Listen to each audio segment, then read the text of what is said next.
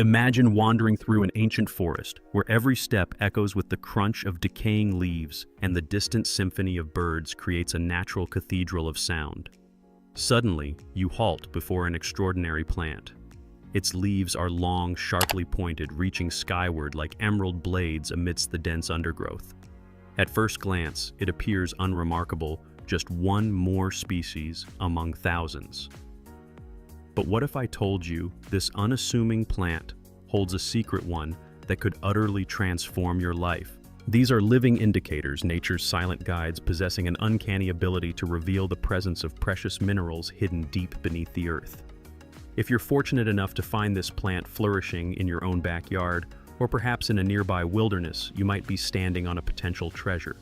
This particular species is called Pandanus candelabrum, but it's far from the only one. In fact, several other plants act as natural sentinels for diamond-rich soil, thriving exclusively in areas where kimberlite, a rare volcanic rock renowned for harboring high-quality diamonds, can be found. But how is this even possible? How can a simple plant help us uncover one of the world's most valuable gemstones? And more importantly, what are these other incredible botanical allies? That's precisely what we're about to uncover in today's video. You'll discover how nature itself can become a powerful partner in the quest for hidden treasures, learning to identify these unique species, and understand why they only flourish in locations rich in rare minerals like diamonds. So are you ready for this? Get ready, because for the first time you'll witness how our team of scientists here on the channel managed to fuse botany, geology, and a true sense of adventure. The plants you're about to learn about could lead you to riches beyond your wildest dreams. And if you've ever imagined living out a real-life Indiana Jones treasure hunt, then this video was made just for you. But where did this ingenious idea of using plants to pinpoint diamonds in the soil actually originate? Well, our story takes us across the Atlantic right into the heart of West Africa. Here, dense tropical forests stretch across ancient lands shaped by geological forces spanning hundreds of millions of years.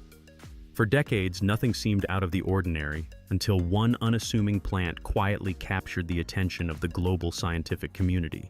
Its name, Pandanus candelabrum.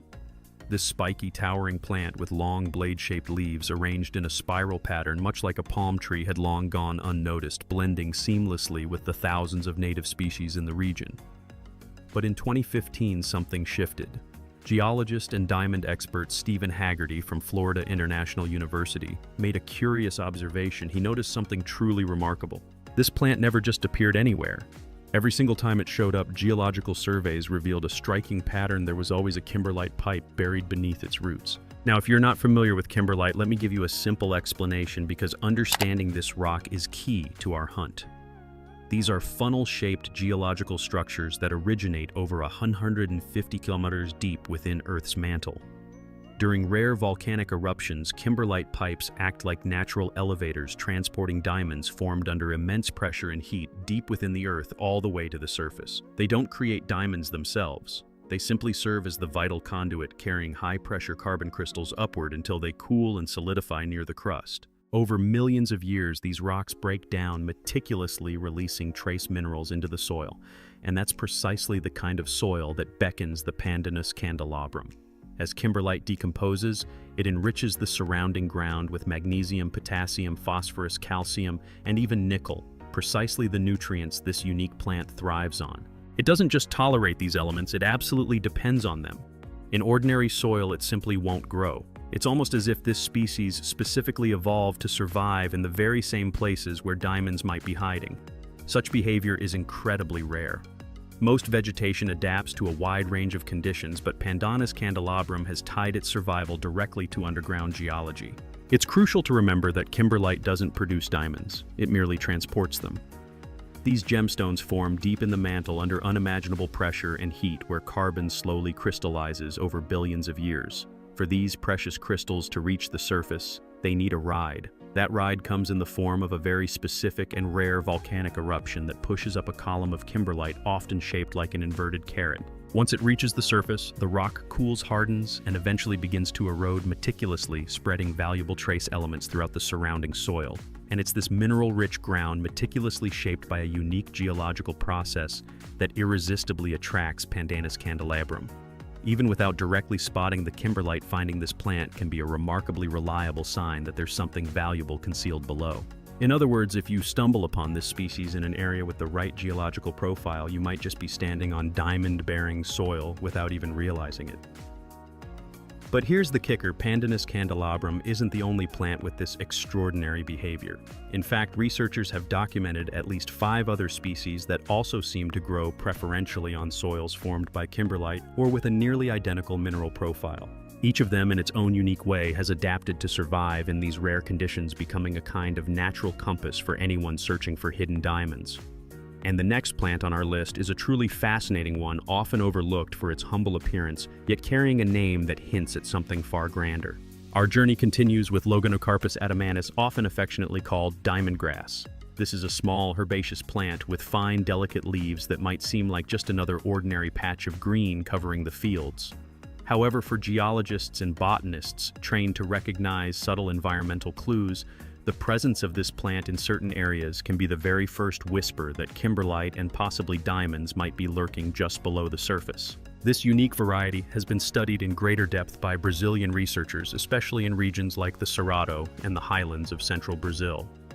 These investigations were part of major academic endeavors, like the Redempil research project conducted by the University of Brasilia and the Federal University of Minas Gerais. Loganocarpus adamantus exhibits a highly specific ecological preference. It naturally occurs only in certain types of rocky outcrops, particularly those derived from quartzite or even more significantly from weathered kimberlite bodies. In essence, it acts as a pioneer colonizer, one of the first representatives of the native flora to establish itself in areas where the surface shows signs of ancient geological shifts involving kimberlite exposure, an extremely rare occurrence. What makes this species even more intriguing for gemstone prospecting are its specialized nutritional needs. Botanical studies reveal that diamond grass thrives best in soils naturally enriched with high levels of magnesium, potassium, and phosphorus, precisely the minerals released as kimberlite weathers over thousands of years. It also seems to tolerate and even prefer soils containing significant amounts of nickel and iron, 2 elements commonly found in ultramafic rocks like kimberlite. In fact, in certain regions of Brazil, Loganocarpus adamantus is considered a vulnerable species due to its narrow habitat range and the ongoing degradation of its natural environment. It usually appears in rocky clearings or along the edges of quartzite formations where growing vegetation predominates. Teams from Embrapa and the Geological Survey of Brazil have incorporated Loganocarpus adamantus into national vegetation databases used to guide diamond exploration campaigns. By seamlessly combining flora mapping with satellite imagery and geological surveys, they help uncover hidden natural gemstone deposits in some of the most remote and unexplored regions on Earth. Moving on, another plant that demands special attention when it comes to the presence of diamonds in the soil is Schwartzia adamantium, commonly known as Melarara. This species is a shrub or small tree that can reach up to 4 meters in height, with a twisted trunk that looks as if it has been sculpted by time itself. At first glance, it might go unnoticed, blending into the tapestry of the forest. But for researchers meticulously studying the flora of Brazil's Cerrado and the Central Plateau regions, it plays a crucial role in the complex puzzle of mineral prospecting. Studies conducted by botanists at the University of Brasilia and the Federal University of Goiás show that this plant tends to occur primarily in shallow, well-drained soils that are rich in minerals like magnesium and iron, precisely the same kind of soil that typically forms from the surface weathering of kimberlite pipes. Although Schwartzia adamantium is less selective about its substrate than Pandanus candelabrum, it still demonstrates a strong preference for environments where these key nutrients are abundant. This behavior makes it a valuable indirect indicator for diamond exploration and geological investigations targeting kimberlite formations. Finding Melarara alone doesn't guarantee the presence of diamonds. However, when this plant appears alongside other compelling geological and botanical signs, it significantly strengthens the case for the existence of a nearby kimberlite pipe. And speaking of subtle clues, our journey continues with Barbacenia ambrosiioides. At first glance, this small plant doesn't seem particularly remarkable. With its slender stems and flowers that range from yellow to deep red, it resembles just another common species scattered across the fields of central Brazil.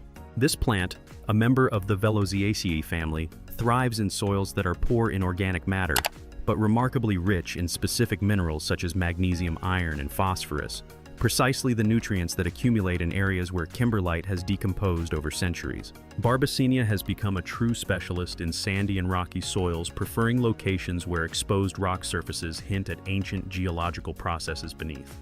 While it doesn't possess as direct and exclusive an association with kimberlite pipes as Pandanus candelabrum does, the presence of Barbacenia ambrosioides in remote areas is still a strong indicator that the soil has undergone significant chemical changes. These changes are often intrinsically linked to the presence of diamond-bearing rocks.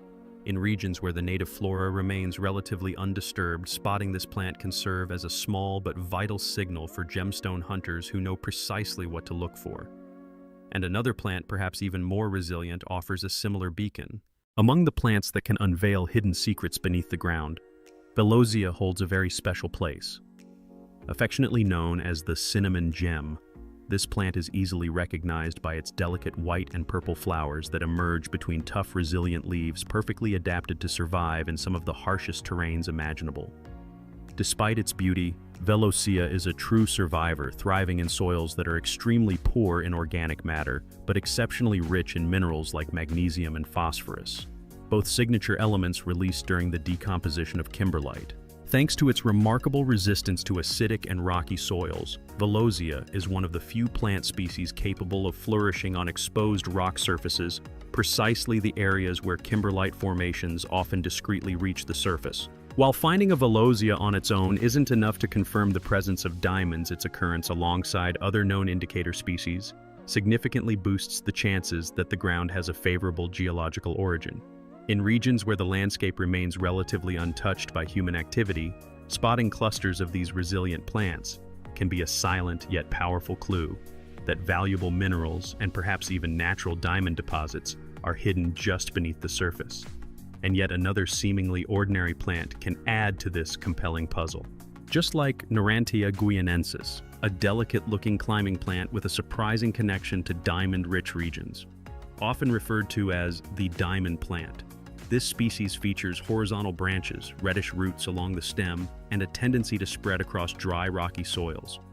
While it's widely distributed throughout tropical areas of South America in some specific locations, its presence aligns closely with soils where kimberlite has already been confirmed.